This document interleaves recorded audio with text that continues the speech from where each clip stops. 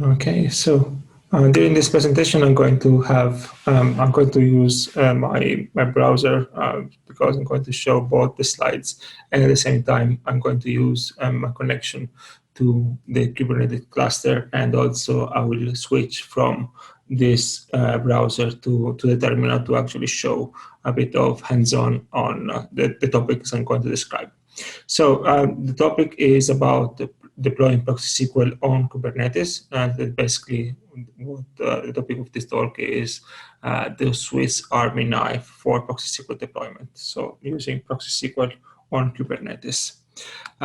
Very quick introduction about who am I. As Maria already mentioned, I am the founder of ProxySQL and the author of the same product. My background has been mostly as MySQL DBA. Previously, was doing also some system administration, network administration, but my focus was always on the MySQL side. And I have been consulting for large customers, and also did several years working directly for MySQL and Sun. Now, what we provide support for, we basically provide support for ProxySQL in cloud environment and on-premise MySQL infrastructure. And we provide a variety of services. So basically, we do development, we provide support, we provide training, and we also provide consultancy. And of course, also the MySQL, the DevOps on both MySQL and ProxySQL. Great. Now, very quick overview of what ProxySQL is. ProxySQL is a proxy that is protocol aware. So this means that it is a proxy that sits between the application and the database server, but it's not just forwarding traffic from one lane to the other one, but is actually analyzing all the traffic and is able to understand the boundaries of the queries, the results, set, all the logic that there is behind every and each of those queries. And based on this, is able to determine what action need to be executed on this traffic. Like, for instance, it can decide where to route traffic, or if some specific traffic need to be repeated or cached, or optimized in some other way, like throttled or delayed, and similar things, or also act as a firewall. So it has all this capability because it is able to understand the protocol. So on the fly is able to perform some action. Now, the reason why we are going to discuss about how to deploy ProxySQL in Kubernetes is because, of course, HA is a very important topic. And there are multiple ways of deploying ProxySQL. So you can deploy ProxySQL on your application server. You can deploy ProxySQL in a dedicated layer of servers, or you can deploy ProxySQL in both your application and in separated dedicated layer of servers. So basically what it means is you might actually have two layers in which ProxySQL is being installed and deployed. And those two layers are able to communicate one with the other one. So having a cascading approach. And you can run this both on premises or not. For instance, you can have running on your hardware on your bare metal, so on premise, or you can also have deployed on several virtualized environment. And not only in virtualized environment, but you can actually extend this to the next layer and have it running on the various cloud environment, so AWS, GCP, Azure, and so on. And yet another way of deploying is in a containerized environment. So basically using Kubernetes, Docker, or similar. Now, going back to the way you can deploy ProxySQL, I was discussing about the various model, and we're going to go a bit further into details. So if you're running ProxySQL deployed locally on your application server, you will have something very similar to what is being shown here. So basically, you will have ProxySQL running in the application server. There is no network overhead between the communication between the application and the proxy because they are running on the same host, so they are running locally. And there is no single point of failure because the application and each ProxySQL instance act as a single unit. So if any of the two fail, they are just one single unit, so the whole unit is gone and the rest of the units are still working properly. And it is also allowed to have multiple configuration, and so you can have one unit with one configuration and another unit with a different one. And this allowed to test different configuration setup and perform some rolling upgrades. This does not only have pros, but it also have some cons. And for example, the cons that you have here, just to mention some of them, is that now every database server will have its own connection. Will have its own connection from every ProxySQL instance, and every ProxySQL instance will perform its own monitoring. They're going to check if the database is healthy or not, and this, of course, can create some extra overhead because we will have more connection, and also those proxy cannot share some specific resources, like, for example, query cache. So if you're using query cache and you are deploying something similar, you will have that every proxy will have its own query cache. So it's not very optimal because you have basically multiplying the amount of resources you need specifically for this example, for example, by 3. And so how to address those setup, or how to use a different approach. So you can have this approach in this way, having a layer deployment. So you will have one global ProxySQL that is basically in between the various application server and the database. So this means that you will have less proxy instance, so less connection. The configuration will be way simpler because you only configure one proxy. And yes, and you also have the ability of having shared resource, like if you're using query cache, you will have only one ProxySQL instance that will have that will use the memory required for the query cache. Of course, also in this case, there are benefits, but there are also drawbacks. Specifically, basically, we are creating a single point of failure because all the connection has to pass through that single ProxySQL instance. And furthermore, we also have an additional network round trip because the application needs to communicate to the proxy through the network and not through localhost. So basically, this could add extra latency. And the rolling upgrade is a bit more difficult because if you have all the application connecting to one ProxySQL instance, performing the upgrade is not that straightforward because you actually need to terminate all the connection there. So here is where Kubernetes enter into our talk. So what is Kubernetes? Before describing what is Kubernetes, I want to have a very quick history on how we arrived into a containerized environment. So traditionally, we have application running on top of the operating system and on top of the bare metal hardware.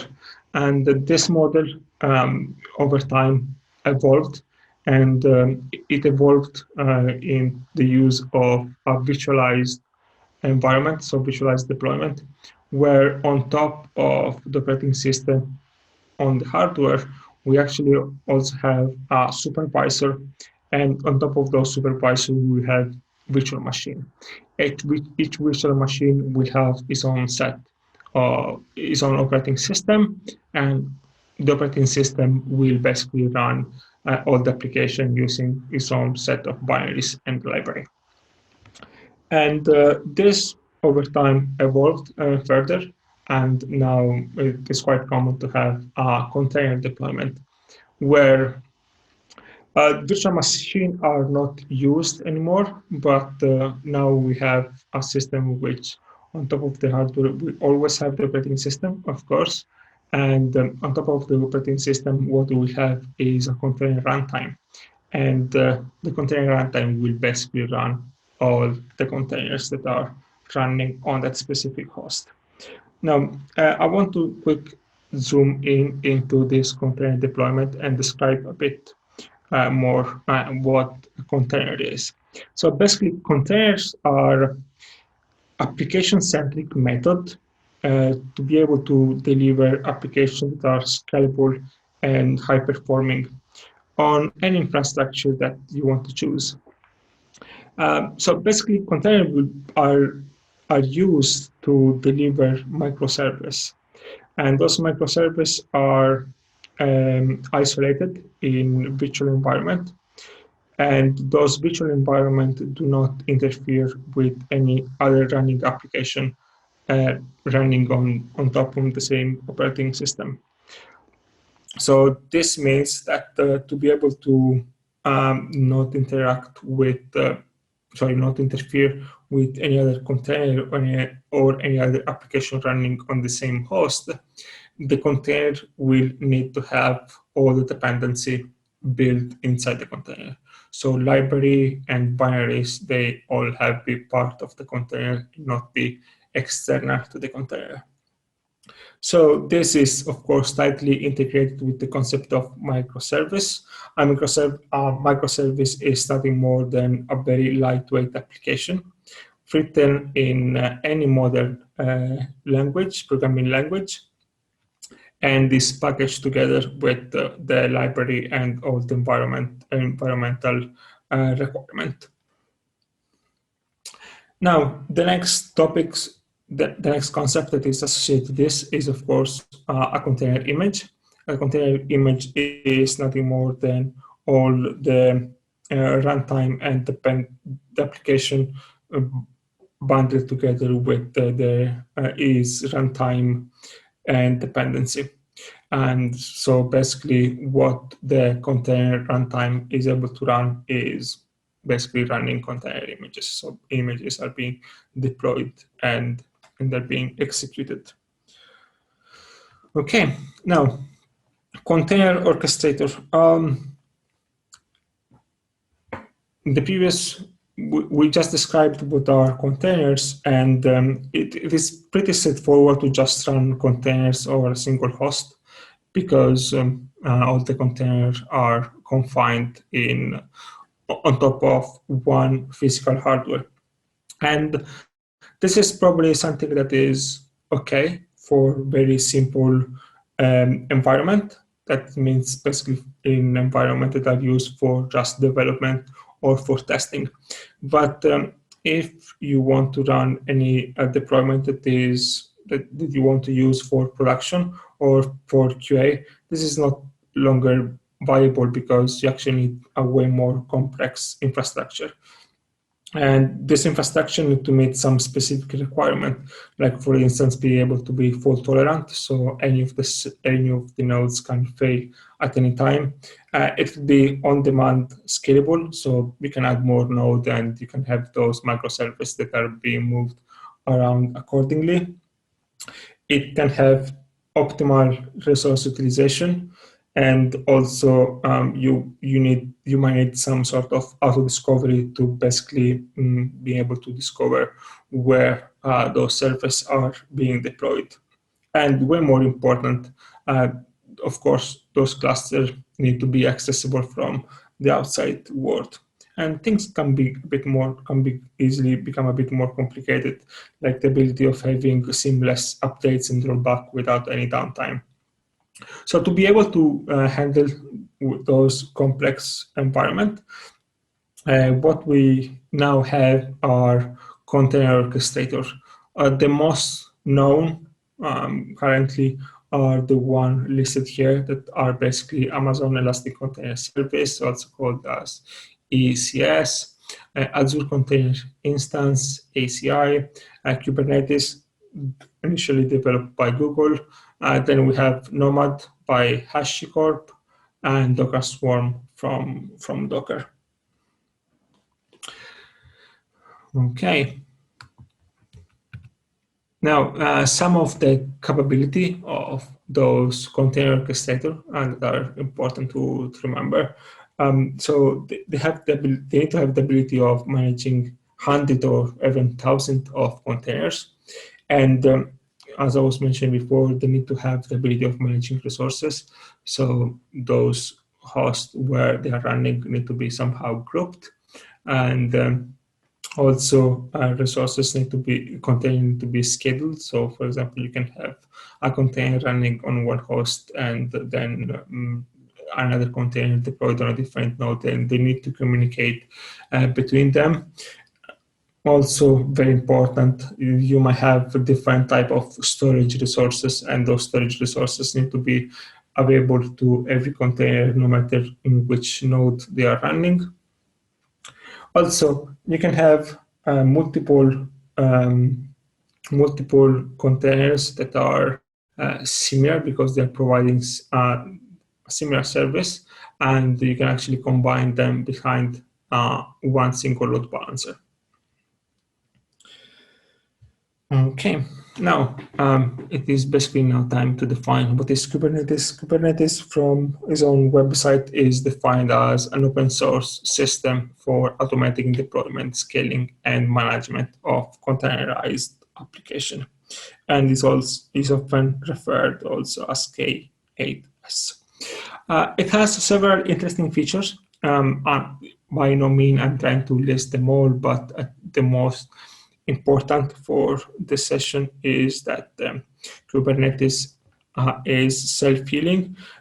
Basically, it means that it is able to restart containers that fail, replace container, kill containers that do not respond to user-defined health check. Basically, you can define health check, your own health check, and Kubernetes will execute this health check, and if it fails, it just means that the container is unhealthy and Kubernetes will start a new one.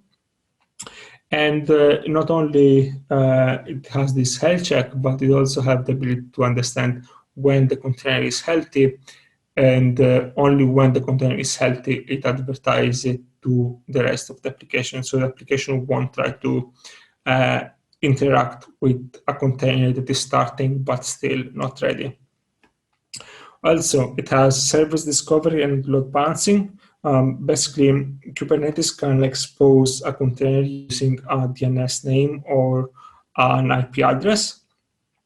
And if traffic to a specific container becomes extremely high, and this container is not able anymore to handle this traffic, it is possible to just scale the service. Basically, you can run an other container, and and the Kubernetes will load balance the traffic through multiple containers.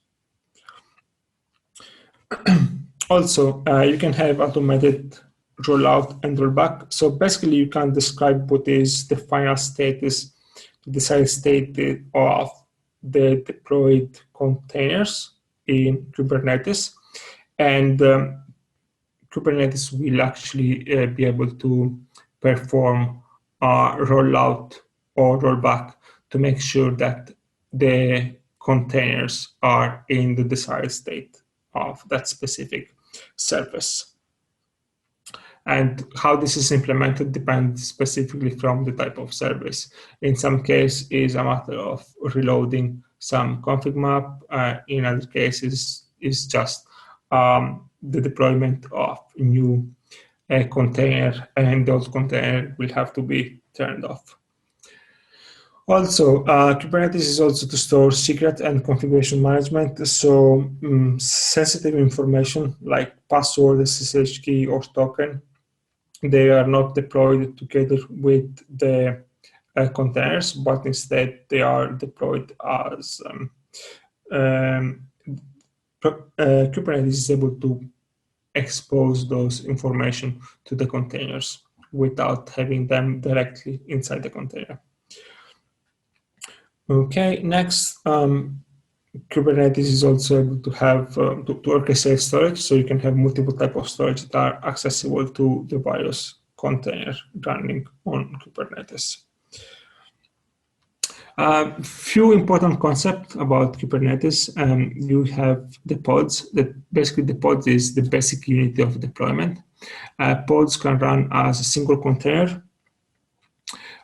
So this means that only one container is running in the pod, and this is actually the most common deployment option. On the other hand, you can also have one single pod that is running multiple containers that need to work tightly together. This is not a very common architecture, and it really depends from the type of application. Proxies is normally one of the setup in which this is quite common, because the application and the proxy can run together on the same pod, because the relation between the two is that the proxy is the way that the application will access the external world or other service within Kubernetes. So the application does not need to know to which server it has to communicate outside of the pod, but the application only know how to communicate with the other container that is in the pod. Okay, so an important concept about the pods is that each pod has its own IP, and each pod can have some storage assigned to it. Now, about networking, if multiple containers are running on the same pod, they can just communicate to each other through localhost. So this is extremely simple. And if pods need to communicate one to each other, they can communicate through the assigned unique IP. So in a way, each pod can be treated in a way that is very similar to a VM. Okay, now next. We're going to deploy on Kubernetes using Helm chart we're going basically here we're going to show some demo, and we'll also show how to deploy ProxySQL, MySQL, and others in Kubernetes. So for the purpose of this demo, we're going to use a set of tools. Specifically, we're going to use Minikube. It is basically, it creates a single node Kubernetes cluster in a virtual machine. We're using KVM as the hypervisor. We're using kubectl as the command line tool to run Kubernetes.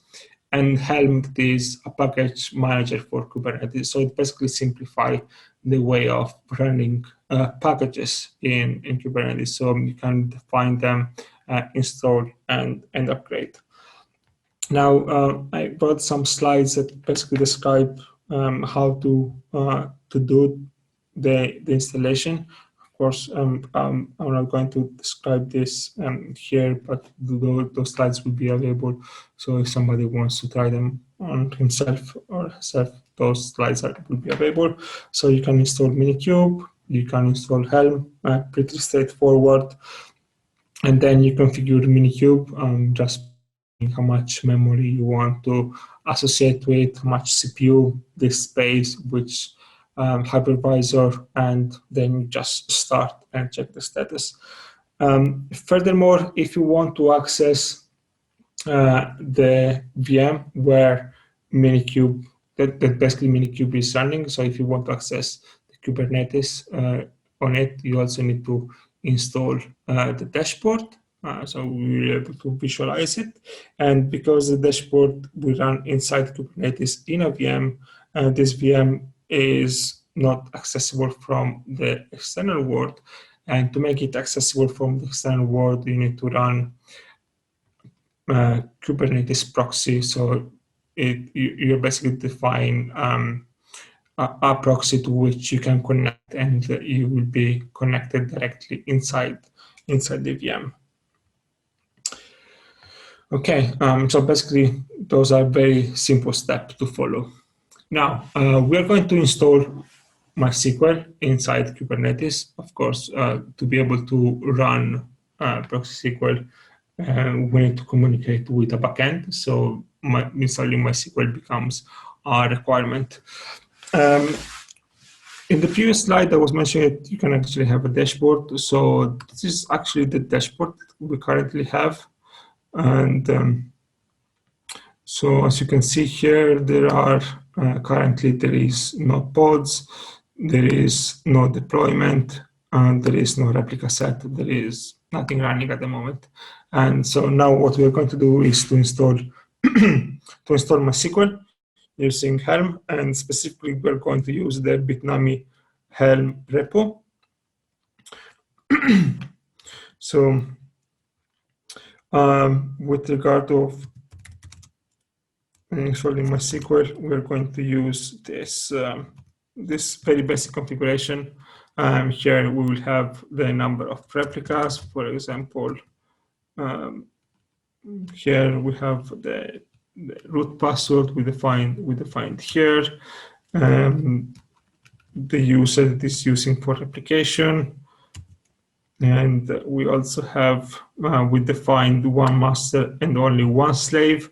And sorry, here we have the configuration for the MySQL server. So all the configuration are here available in this very simple configuration file. And yeah, once we have this defined, it's very easy to actually install MySQL. Helm install MySQL.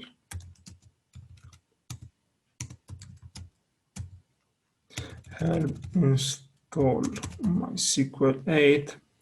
We'll specify the file that we're using to deploy MySQL, and we also define which is the package that we're going to use. So we're using the Bitnami MySQL.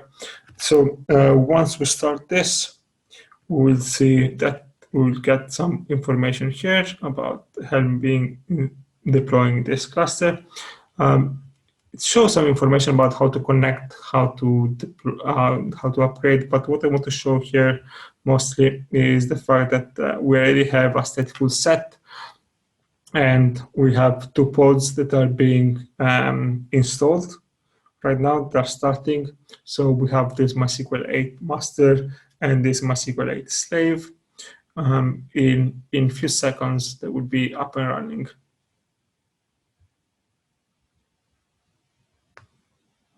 So the MySQL 8 master is already up and running, and in a few seconds more, also the MySQL 8 slave will be, here it is. This interface is very, very useful. It has, it gives very insightful information. Like, for example, you can check the log of this pod. Nothing out of ordinary to see here. This is basically the error log of MySQL server. As you can see here, the server is ready, it's listening on port 306. And you can also run other things, like you can connect into it. So you can actually have a shell inside of it, and you can run MySQL client, and you can connect directly to this, to the MySQL server in this pod. Okay, now that we have MySQL, let's go back to the slides. Now that we have MySQL up and running,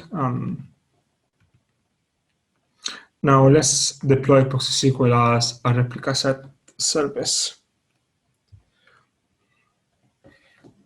So let's go back to the terminal and show and see where the configuration of ProxySQL is. So vim ProxySQL cluster. So here we defined several variables that are relevant to deploying ProxySQL as a service, as a replica set service. So we have, for example, replica count number 2. So this means that when we're going to deploy this, we will have 2 ProxySQL instance running. We want to run it on a specific port, and so the cluster IP of this replica set will be 6023. It is the default port for ProxySQL. And as image, we are going to use the image from this specific repository and from a specific tag that is 2010. So basically, this is ProxySQL 2010 running here. And another important file here, again, all the configuration files are available in this directory. For example, we have this ProxySQL CNF file, and that is basically the ProxySQL configuration. Here we have all the various MySQL variables, admin variables. Then we have the MySQL server and the MySQL users and some basic rules. Simple as that. We can install it now. Helm install ProxySQL cluster,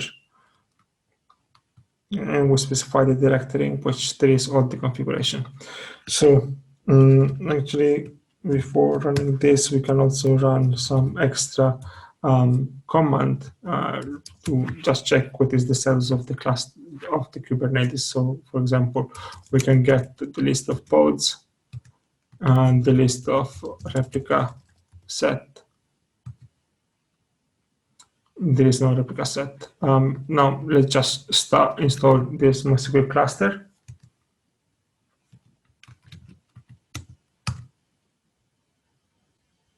Okay, it is now running. If we go back to here,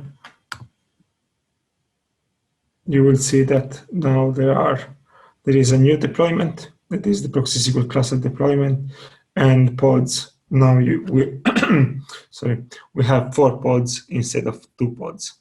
We still have the 2 pods related to MySQL, and now we have 2 pods related to ProxySQL cluster. So now we have 2 ProxySQL nodes, ProxySQL pods. Again, we can check the replica set. We have 1 replica set. We can run kubectl get deployment, and we have 1 deployment.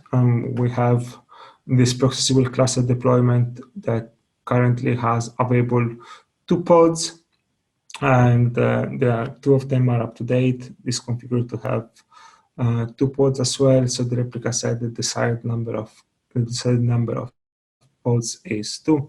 So everything looks good so far. And yeah, currently we have 4 pods. This is expected. So 2 pods related to MySQL server and 2 pods related to ProxySQL. So we can also connect to one of the proxy. For example, we can connect to this one.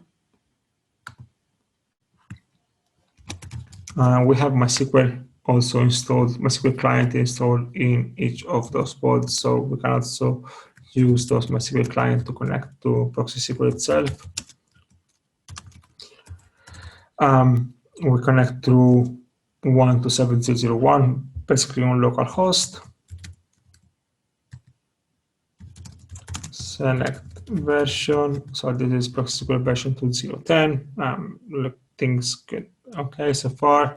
And now we can also run stuff like select host group, ID, host name, port, status from MySQL server. So basically, what we are seeing here is that ProxySQL is configured to communicate with those 2 servers, and it got this information from the ProxySQL configuration file that we use to deploy those two proxy. Okay, now let's go back to the slide to better describe in which setup we are at the moment. So currently, this is where we are. So we basically deployed cluster of ProxySQL instance. This image we have 3, while in reality we started 2, but we only started few because of resource constraint. So now Kubernetes provide replica set. So if any of those ProxySQL instance die, Kubernetes will take care of replacing it, deploying it on a different node or on the same node if what failed was not the node but ProxySQL, and it will basically provide the HA. It will be Kubernetes providing the HA, and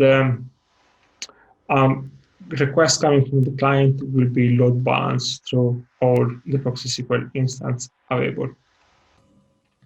And again, here in this case, the configuration becomes very easy because the configuration will be handled by Kubernetes itself.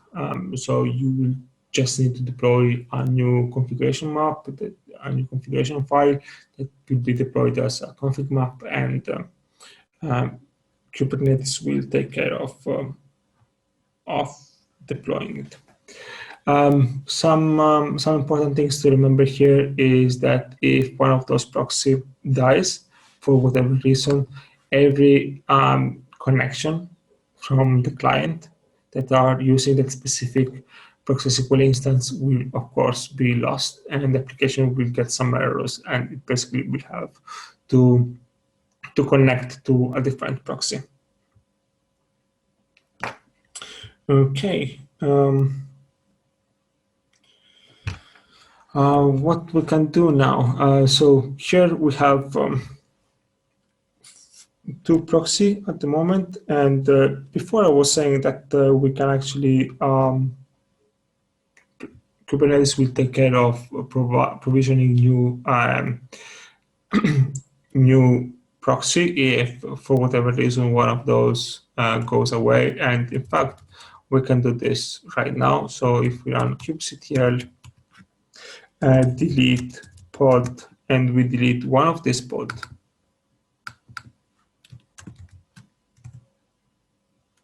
so we will see here that the pod is going away, and now we actually see 3 ProxySQL cluster pod because we are terminating one of them. So a new one is being started immediately by Kubernetes to provide the same number of replica. So we are deleting this one, and Kubernetes started a new one. So if we run again kubectl get pods, we will see that the one we deleted is not there anymore, but a new one has been started. Okay, now what about making changes to ProxySQL and wanting to make a new deployment? So let's say, for example, we want to make some change in the configuration file, and we want to change one of those variables. I'm just making something very simple for the purpose of showing what means to perform an upgrade. So I'm just changing one of this configuration file, and I save the change. And now what I can run is I can run Helm upgrade ProxySQL cluster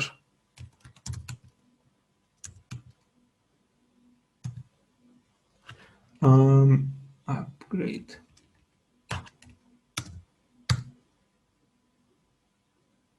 Perfect. Now, Helm also provides this command that is Helm history, and so we can actually have a history of the various revision. So we have one revision that was deployed something like 8 minutes ago, and now we have a new one that has been just upgraded.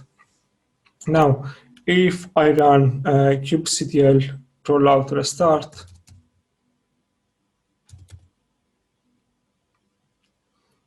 so basically the ProxySQL cluster deployment is going to be restarted. So, and it's actually very interesting to see this at runtime here. What will happen is now that 2 more pods will be executed, will be started. And I can also show this from here. So kubectl get pod. So as you can see here, the 2 old pods are being terminated, while 2 new ones are being started. So basically, in a few seconds, the old one will be terminated completely and won't be listed anymore. Now, what if we want to communicate through the proxies, to the ProxySQL cluster from the host that is hosting the VM? We need to install ingress controller. So I will have those detailed here in the slides. So you basically need to run minikube add-on enable ingress. This is already executed, but I'm going to run it again. Enable ingress. So if somebody wants to just follow the steps in the slide, they can do basically. And then we also have to patch the TCP service. So basically, what we need to do is to define that we are going to map port 6. We are going to associate port 6033 to the ProxySQL cluster service on port 6033, and we can run this TCP service. So we currently check the current configuration, and it is actually already configured because I was configuring this before this presentation, but we can just run it again. So patch config map. So yeah, basically we're patching this TCP service, specifying that port 6033 will be associated to ProxySQL cluster on port 6033. Now, this is not enough to actually access the service on port 6033 from outside the VM. So to be able to do this from outside the VM, we also have to associate, we also have to configure an Nginx ingress controller. And the way we do this is we have all this prepared. So we're going to use this ingress controller. So basically what we are going to define is that if we connect to port 26033, we are going to be redirected to the container port 6033. And this is already executed, but basically this is the command required to configure this. I'm going to run it again. There will be no changes, but this is the step. And again, it is all configured in all described in the slide. Now, what if we want to connect to ProxySQL? And so basically into MySQL. kubectl also is able to export the MySQL root password. Well, we actually know it because we were the one that decided, but we can configure it. We can display like this. We can also store it in environment variables. So for instance, we can run this, and then we can connect to ProxySQL using MySQL client from this host server. sh minikube IP 26033. Yeah, so basically now we are connected to ProxySQL, and ProxySQL is connected to the master, to the MySQL 8 master. So yes, basically now from the host of the VM, we are able to connect to ProxySQL as a service, and from there we're able to connect to the MySQL server. Now, next step, we can also run sysbench, and specifically, I'm going to run this script that we have ready. So basically, what we're going to do is nothing more than connect to the same port that I just configured to 6033. Sysbench is going to prepare the schema and the tables, and then is going to run a sysbench test. Now, an important thing to notice here is that I'm configuring sysbench to run with ignore errors all. And the reason behind this is that soon I'm also going to kill one of the ProxySQL instances.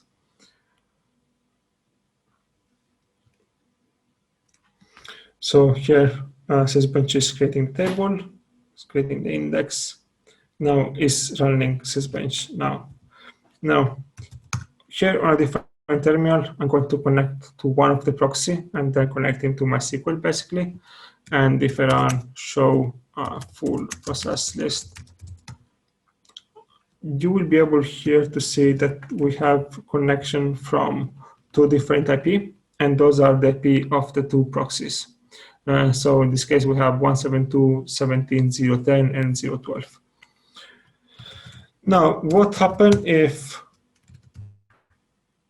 I delete one of those containers?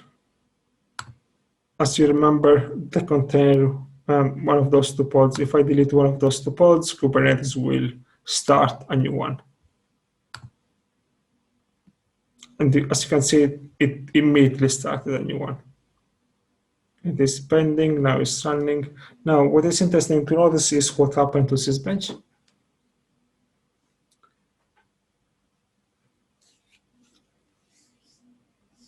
And basically, sysbench will start throwing some errors, but because we started with ignore all errors, the impact will be minimal. So sysbench won't exit, but it will report some error.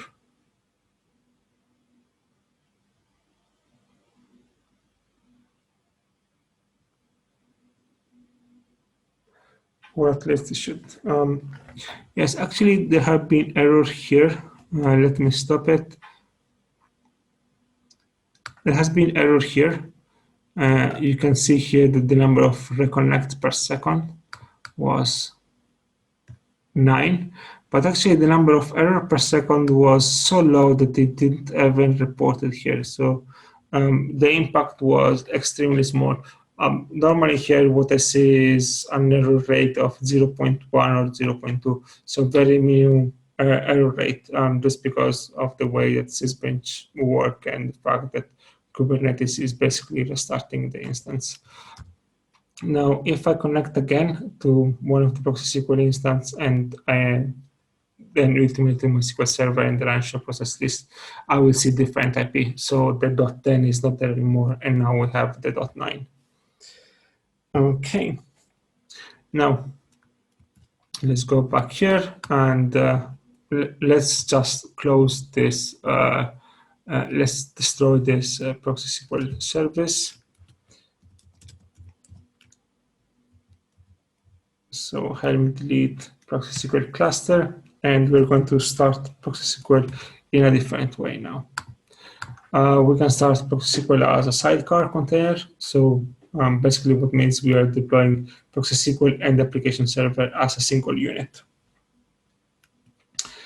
And as I was mentioning before, this has drawback and this has also pros and cons. So let's have a look at this deployment file.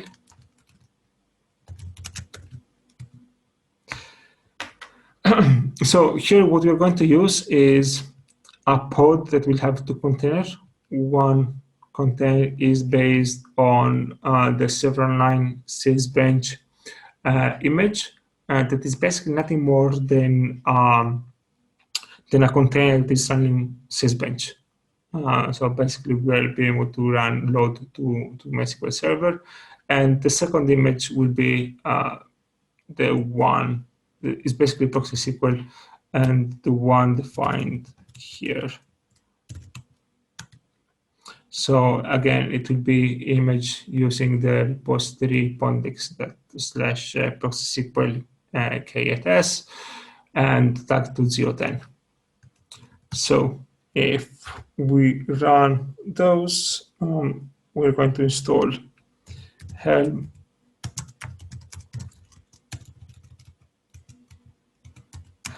install ProxySQL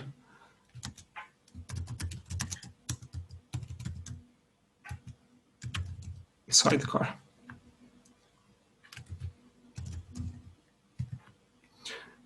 So it's creating them, and now they are both running.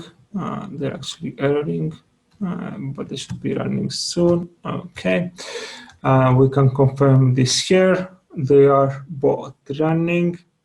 Things look healthy. There is one deployment, this ProxySQL sidecar.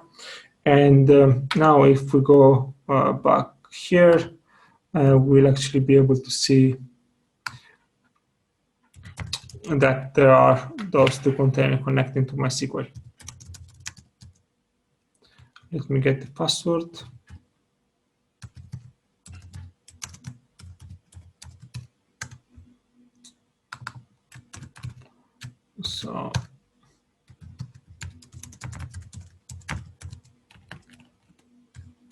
So now we have connection coming from those two ProxySQL instances, 172.17.09 and 172.17.010.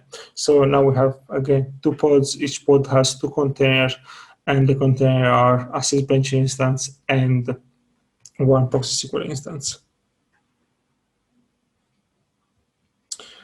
Great. This was, again, just a different way of deploying ProxySQL. Now I'm going to shut this down again and go to the next one. So helm delete ProxySQL sidecar. So now it's being disconnected. So in a matter of seconds, those two containers will go away.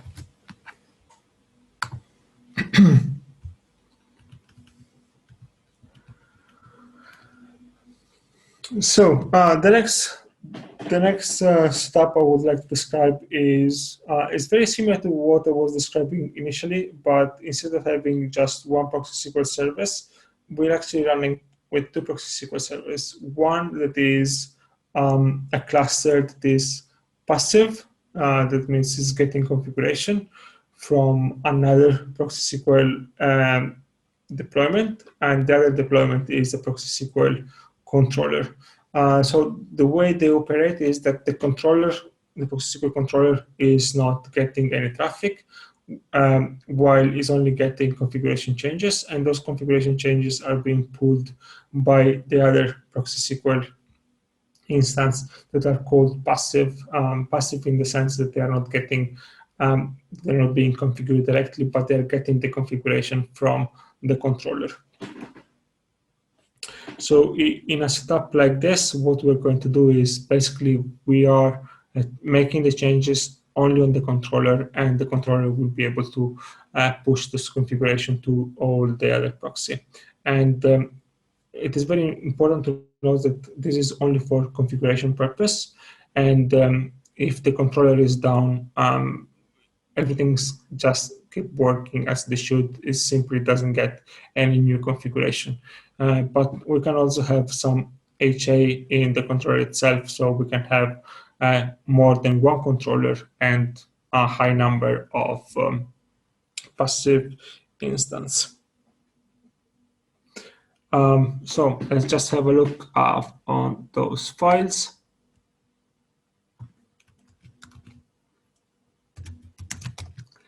So this is the configuration file of the controller. So you can see the controller it has MySQL server, it has MySQL users, query rules, and so on. And instead, the passive does not have any of those configuration. It only has the MySQL, the admin variables, the MySQL variables, and it knows the controller. Nothing else. It doesn't have users, doesn't have servers, nothing of this. So let's just start them. Cluster controller.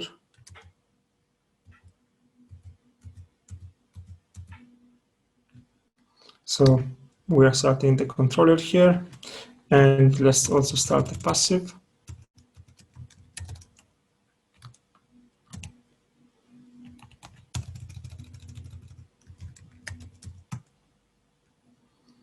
Again, if we check on Kubernetes here, we will see that deployment of the passive is here, the controller is up and running, and the proxies are up and running again as well. So I would just like to show how to connect those ProxySQL instance. Very quickly, we're going to patch the TCP service again. And instead of specifying ProxySQL cluster, we're going to specify ProxySQL cluster passive. Okay, now this is patched. Let's get. Yes? I'm sorry to interrupt you, but we have no time. Oh, yeah. Just, yeah, we need the time for the next speaker. So, yeah. Sorry, we'll just let you finish off real quick. If you could finish in the next minute or so, that would be great. Yeah, basically, I'm going just to show this, and 1 minute is fine. I'm going just to skip the last topic, and that's it. So I configured this one, and now I can connect to the same IP. So basically, now those ProxySQL that were not configured now know how to connect to the MySQL server because they have got the configuration from the controller. And what I'm basically at the end, I didn't have planned to this. So this part is done, and the next approach will be the cascading. That is a way advanced setup in which you have ProxySQL deployed in 2 layers. One directly to the application server, so together in the same pod, and then a middle layer. And yeah, I mean, this is that's it. That's fine. We can have some in-depth in another environment.